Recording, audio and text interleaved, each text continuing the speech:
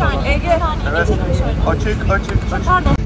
Sultan Gazi Kent Ormanı'nda sebebi şu an itibariyle belli olmamakla birlikte bir şekilde insan hatasından, insan kusurundan dolayı çıkan bir yangın var.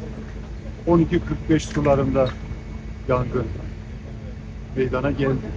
Yaklaşık 12 dakika içerisinde ekiplerimiz müdahalede bulundu.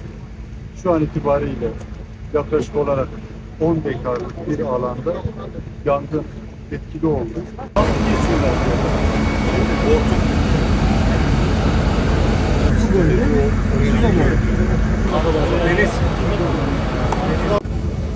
Çalışmaları olumsuz etkilememek için yangın bölgesine gitmiyoruz.